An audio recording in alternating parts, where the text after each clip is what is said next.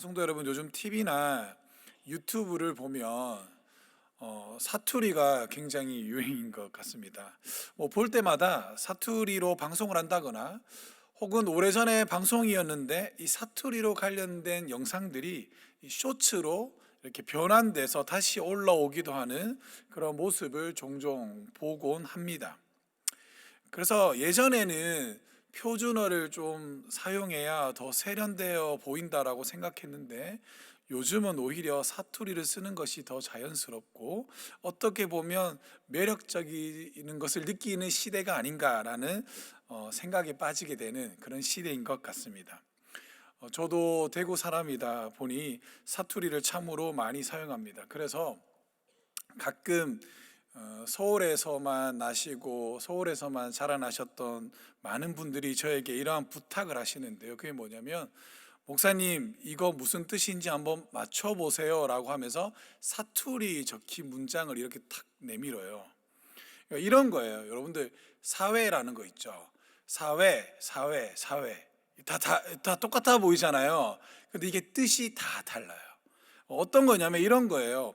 우리가 지금 살고 있는 이 사회라고 말할 때 어떻게 했냐면, 우리가 살고 있는 이 사회를 말할 때는 사회 끝을 회자를 좀 낮추면 우리가 살고 있는 이 사회구나라는 걸 알게 됩니다. 그런데 또 있어요. 결혼식이나 아니면 MC를 볼 때 사회자 있잖아요. 그때는 어떻게 했냐면 사회 좀 위로 올립니다. 그러니까 별 차이 없는 것 같은데 비슷해요. 근데 우리는 구분을 해요. 또 마지막에 또 어떤 게 있냐면, 야구 보면 있죠. 1회, 2회, 3회, 4회가 있죠. 이거는 4회 이렇게 얘기합니다. 뭐야 이거 똑같은 거 아니야? 라고 하지만 달라요. 엄연히 다릅니다. 예. 여기 있는 경기도 분들은 아무도 모르겠지만 저와 같이 대구에 있는 분들은 대방 알아들을 거예요. 저랑 같이 교구에서 같은 방을 쓰고 있는 한 분의 목사님은 기가 막히게 잘 알아들으실 겁니다. 예, 대만에 알아들어요. 여러분들 구분이 잘 안 되죠, 그죠? 하지만 저는 어렵지 않게 이 사투리가 적힌 문장을 잘 이해합니다. 왜냐하면 저는 대구에서 태어나 자라났고 사투리를 자연스럽게 사용하시는 부모님 밑에서 오랫동안 영향을 받아오면서 살아왔기 때문에 사투리가 자연스럽고 사투리를 들으면 잘 이해하게 됩니다. 사랑하는 성도 여러분, 그러면 사투리는 언제 배우게 되는 것일까요? 학교에서 배우는 거 아닙니다. 책으로 배우는 거 아닙니다. 자연스럽게 그 시대와 그 문화와 사람들 속에 함께 살아가면서, 특별히 사랑하는 부모님과 함께 살아가면서, 그리고 수많은 주변 사람들과 어울리면서 자연스럽게 그 언어가 내 몸에 배이게 되는 것입니다. 그래서 사투리는 단순한 언어가 아니라 그 사람의 살아온 삶과 그 다음에 경험이 담긴 표현이자 한 지방의 사람이라는 것을 나타내 보이는 또 하나의 언어이자 도구가 되기도 합니다. 신앙도 마찬가지입니다. 하나님을 아는 것은 책으로 배우는 것이 아닙니다. 말씀을 듣는 것으로만 완성되는 것도 아닙니다. 하나님을 경험하고 하나님과 함께 동행하며 살아갈 때 비로소 하나님을 제대로 알게 되고 고백하게 되는 것입니다. 오늘 본문에 기록된 신명기 32장은요, 부제에 뭐라고 적혀 있냐면 모세의 노래라고 이렇게 적혀져 있습니다. 그런데 이 노래는 단순히 모세가 부르는 노래, 찬양이 아니라 저는 이 본문을 읽을 때마다 느꼈던 건 뭐냐면 모세의 신앙이 담긴 신앙적 고백이구나라는 사실을 깨닫게 되었습니다. 모세는 하나님을 이스라엘 백성들에게 단순히 그냥 노래로서 설명하고 있지 않습니다. 그는 이 노래를 통해 자신의 인생을 쭉 걸어왔던 그 경험들을 통하여 자신의 인생 속에서 하나님이 어떻게 역사하셨고 어떻게 나타나셨고 그 나타나신 하나님을 내가 어떻게 체험했는가를 이 노래를 통하여 이스라엘 백성들에게 신앙을 고백하고 있다라는 것입니다. 그래서 그는 이렇게 고백합니다. 뭐라고 고백하냐면 하나님은 나의 아버지가 되신다라고 이렇게 모세는 고백을 한다라는 겁니다. 그래서 이 고백은 배워야 하는 말이 아니라 모세의 삶 전체를 통하여 자신이 직접 겪어본 사람으로서 말하고 있는 신앙적 고백이다라고 이렇게 볼 수가 있을 것입니다. 사랑하는 성도 여러분, 오늘 말씀은 저와 여러분들에게도 묻고 있습니다. 너의 신앙은 배워서 하는 그러한 말적인 신앙이냐, 아니면 너의 삶을 통해 경험되어져 나온 그 우러러져 나온 신앙적 고백이냐라는 것을 묻고 있다라는 것입니다. 이제 본문을 통해 모세가 어떻게 하나님을 나의 아버지가 되시고 라고 이렇게 고백하게 됐는지 함께 살펴보도록 하겠습니다. 첫 번째로는 하나님은 나를 창조하신 아버지이십니다 라는 겁니다. 먼저 모세는 이렇게 고백합니다. 우리 다 함께 6절 말씀을 함께 한번 읽어보도록 하겠습니다. 함께 읽습니다. 시작. 어리석고 지혜 없는 백성아, 여호와께 이같이 보답하느냐? 그는 내 아버지시요 너를 지으신 이가 아니시냐? 그가 너를 만드시고 너를 세우셨도다. 아멘. 여기서 중요한 것은 모세가 하나님을 뭐라고 부르죠? 아버지라고 부른다라는 것입니다. 이것은 단순한 표현이 아니라 하나님을 아버지로 표현하면서 이 관계적인 선언을 하고 있는 겁니다. 그러니까 하나님은 나를 만드신 분으로 끝나는 것이 아니라 나를 만드시기도 하셨지만 나를 끝까지 책임져 주시는 분이라는 것을 표현하고 있다라는 것입니다. 그러면서 모세는 하나님을 나의 아버지이자 또 반석으로 표현하고 있다라는 것을 오늘 본문 4절을 보면 알 수가 있는데요. 여러분들, 반석이라는 것이 무엇입니까? 반석은요, 변하지 않습니다. 흔들리지가 않습니다. 의지할 수 있는 존재라는 것을 말하고 있는 것입니다. 그래서 모세는 하나님을 아버지이자 반석으로 표현하면서 그의 인생에 있어서의 하나님은 어떤 분이신가 라고 표현하고 있자면, 하나님은 바로 내 인생의 기초가 되시는 분이시다라고 모세는 말하고 있다라는 것입니다. 사랑하는 성도 여러분, 한번 생각해 보시길 바랍니다. 모세가 이처럼 하나님에 대해서 강력하게 말할 수 있는 이유가 무엇일까요? 모세의 인생의 일대기를 한번 쭉 되새겨 보시길 바랍니다. 모세의 인생은요, 파란만장한 인생을 살았습니다. 먼저 모세가 어디서 하나님을 인격적으로 처음 만나게 될까요? 우리는 잘 알고 있죠. 어디죠? 광야입니다. 우리 오늘 본문 말씀 10절 말씀을 함께 한번 읽어보도록 하겠습니다. 함께 있습니다. 시작. 여호와께서 그를 황무지에서 짐승이 부르짖는 광야에서 만나시고 호위하시며 보호하시며 자기의 눈동자 같이 지켜줬도다. 아멘. 그렇죠. 모세는 인격적으로 하나님을 광야에서 만났다라고 이렇게 표현을 하고 있다라는 겁니다. 따라서 두 번째로는 뭐냐면, 모세에 있어서 하나님은 두 번째는 하나님은 나를 지키시고 인도하신 아버지라는 사실을 모세는 오늘 본문을 통해 고백을 하고 있다라는 겁니다. 모세는 처음으로 하나님을 만난 곳이 광야였습니다. 광야는요, 아무것도 없는 곳입니다. 그런데 하나님은 그곳에서 먼저 모세를 찾아가서 만나 주셨다라는 겁니다.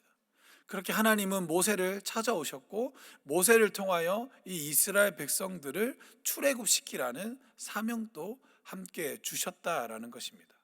어디 사명만 주셨습니까? 모세가 하나님을 만나 출애굽하는 동안 수많은 어려움들이 있었습니다. 그럴 때마다 하나님이 모세를 어떻게 하셨습니까? 모세를 눈동자와 같이 지켜 보호해 주셨다라는 겁니다. 사랑하는 성도 여러분, 하나님이 눈동자와 같이 지키셨다라는 말의 뜻은 무엇일까요?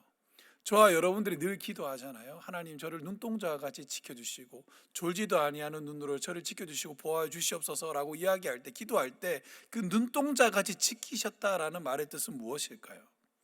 사람에게 있어서 가장 민감한 부분이 어디냐면 눈입니다. 눈. 그래서 사람 몸 중에서 있잖아요, 눈이 가장 항상 먼저 반응하는 것을 보게 됩니다. 그래서 여러분들 어떤 영화, 타짜라는 영화를 보셨습니까? 이 타짜라는 영화를 보면 이런 대사가 있는데요. 그 대사가 뭐냐면, 눈은 거짓말을 하지 않는다. 좋은 것을 보면 눈동자가 커지게 되고 좋지 않은 것을 보면 눈동자가 작아진다. 그러니 구라를 칠 때 상대방의 눈을 보지 마라. 이런 명대사가 있습니다. 명대사가 있어요. 이처럼 눈이라는 건요, 매우 우리 몸에서 가장 민감한 부분입니다. 그런데 하나님은 우리를 어떻게 지켜주시겠다고요? 눈동자와 같이 지키시겠다라고 말하고 있는데, 이 말의 뜻은요, 그 정도 세밀하고 섬세하고 안전하게 나를 지켜주시겠다라는 뜻을 말씀하고 있다라는 겁니다.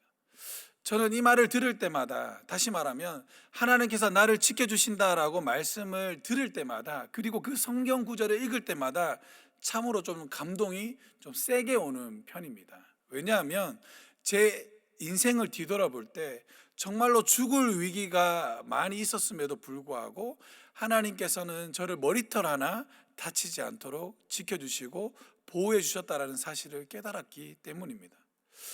제가 군 생활하다가 정말로 죽을 뻔한 적이 있습니다. 언제였냐면, 제가 저번에도 말씀드린 적이 있는 것 같은데요, 저는 경상남도 삼천포에서 군 생활을 했습니다. 육군으로 치면요, 최후방이에요.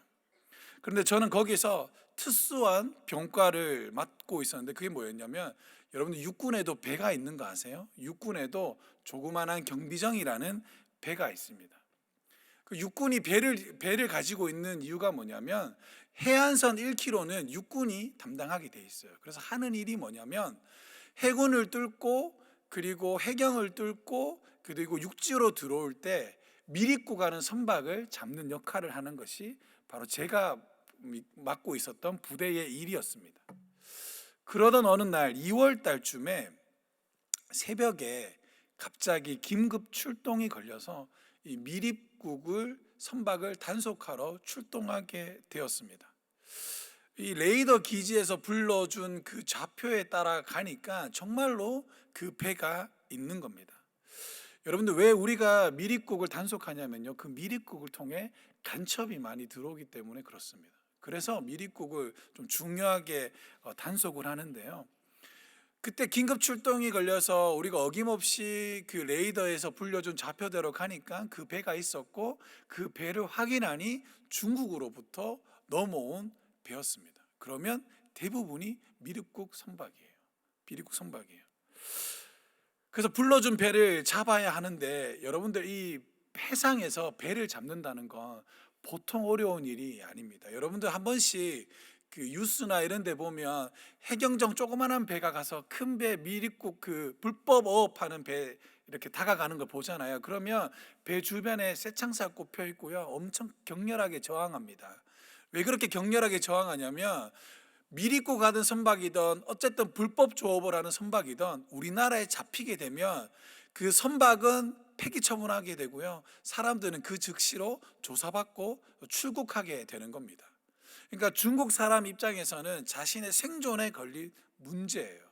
그래서 굉장히 극렬하게 저항하는데요, 그러면 이 저항할 때 우리는 목숨을 걸고 또 그 저항을 뚫고 그 배로 가야 합니다.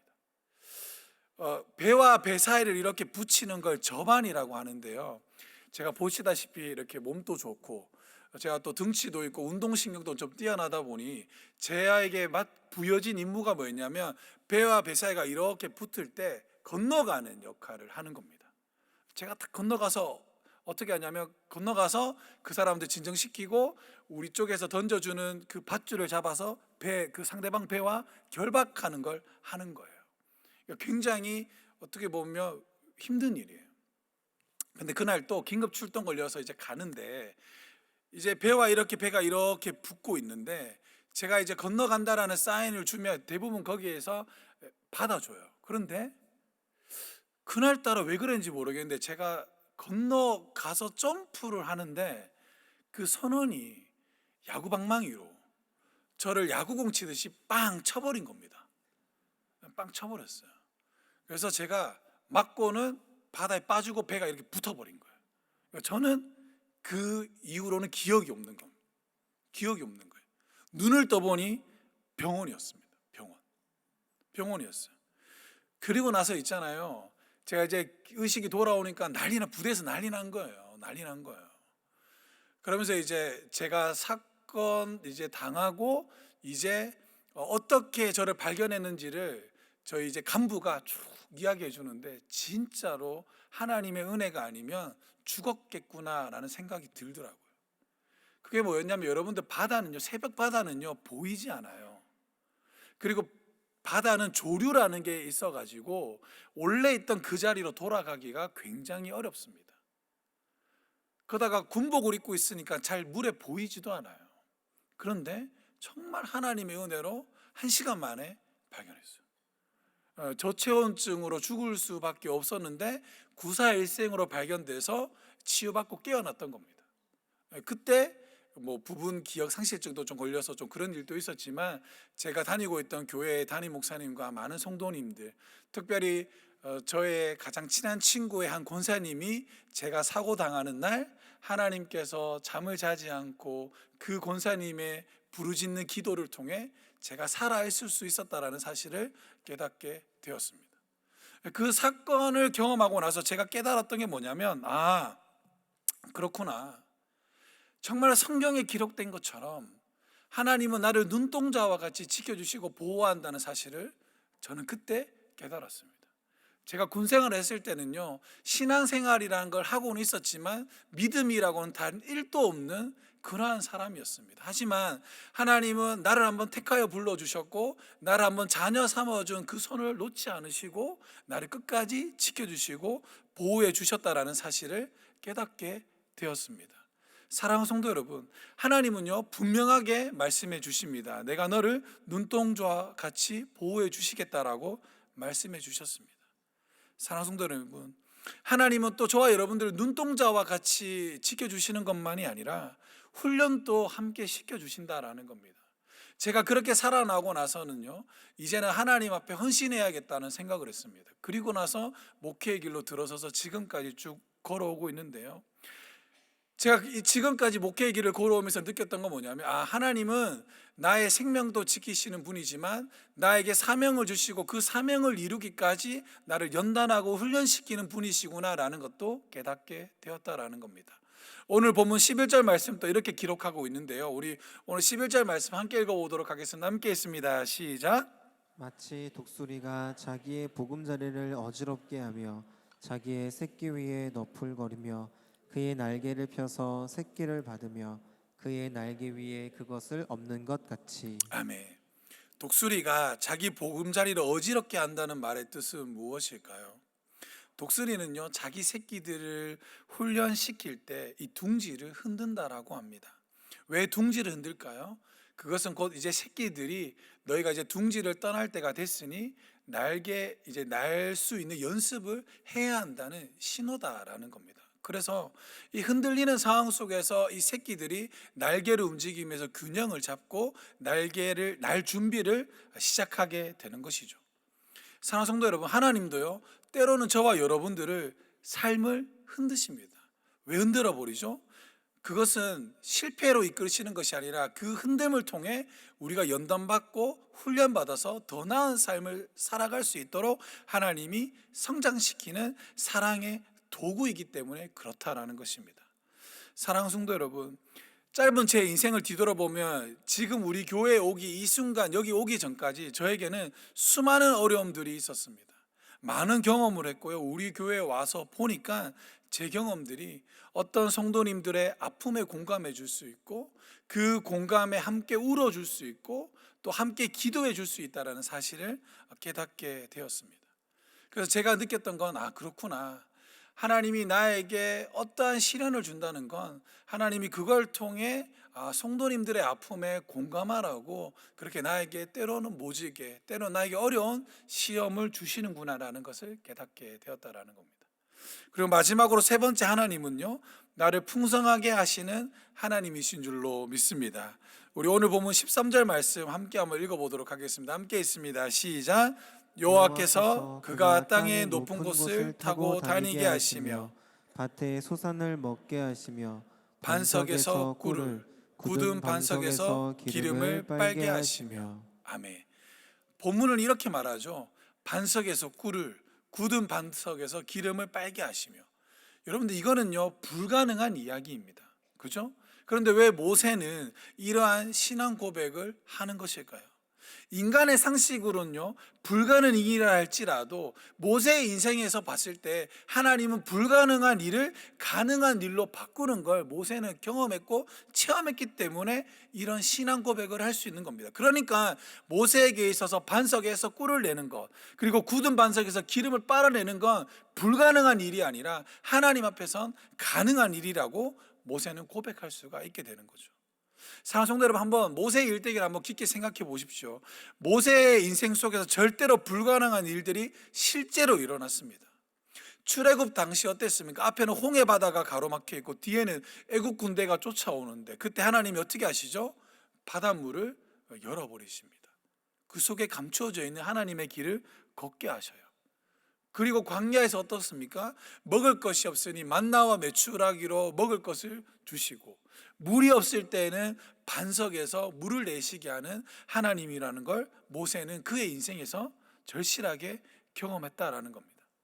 이러한 체험과 경험이 모세에게 있어서 하나님이란 어떤 분이냐면 불가능한 일도 가능한 일로 바꾸시는 하나님이시자 풍성하게 채워주시고 넘치도록 베풀어 주시는 하나님이라는 사실을 고백할 수가 있었다라는 겁니다.